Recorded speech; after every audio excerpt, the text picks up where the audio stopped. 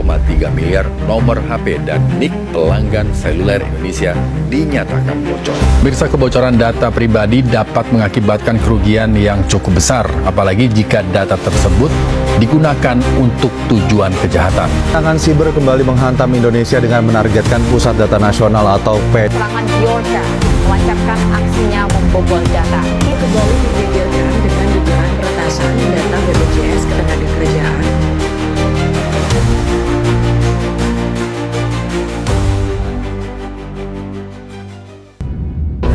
Assalamualaikum warahmatullahi wabarakatuh.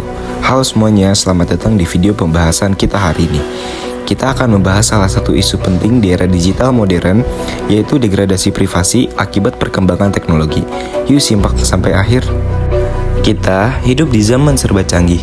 Setiap hari kita menggunakan teknologi untuk chatting, belanja, belajar, bahkan bekerja. Tapi, pernahkah kita sadar bahwa di balik semua kemudahan itu, ada ancaman yang mengintai, kehilangan privasi pribadi? Degradasi privasi terjadi ketika data dan informasi pribadi kita seperti lokasi, foto, kebiasaan, bahkan emosi dikumpulkan dan digunakan tanpa izin.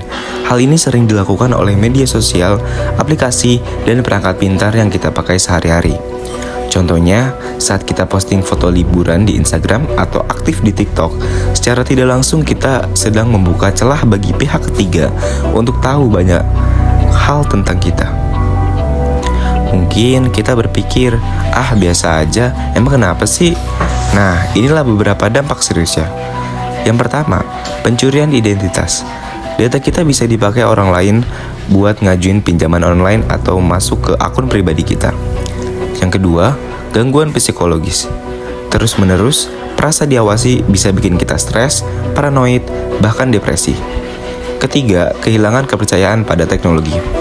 Ketika data bocor, kepercayaan masyarakat terhadap dunia digital bisa menurun drastis. Yang keempat, cyberbullying dan penyebaran hoaks. Informasi pribadi bisa digunakan untuk memfitnah atau mempermalukan seorang secara online.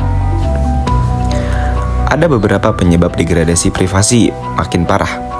Pertama, rendahnya literasi digital masyarakat. Yang kedua, kurangnya regulasi hukum yang tegas. Ketiga, perkembangan teknologi yang lebih cepat dari kebijakan. Kemudian yang terakhir, kecenderungan oversharing di media sosial.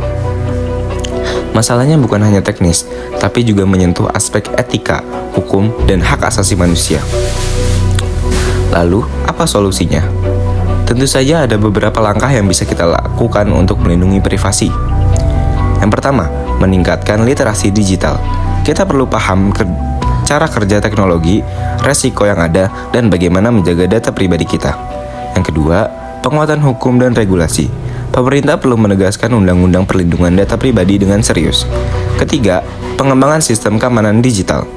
Gunakan teknologi seperti enkripsi data, autentikasi 2 langkah, dan pengaturan izin aplikasi.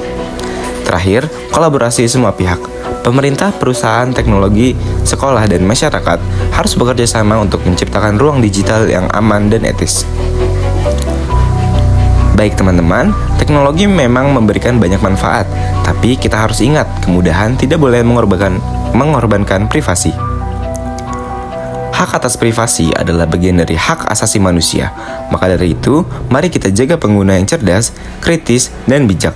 Jangan sampai kita kehilangan kendali atas hidup kita sendiri hanya karena kita tidak peduli pada data kita.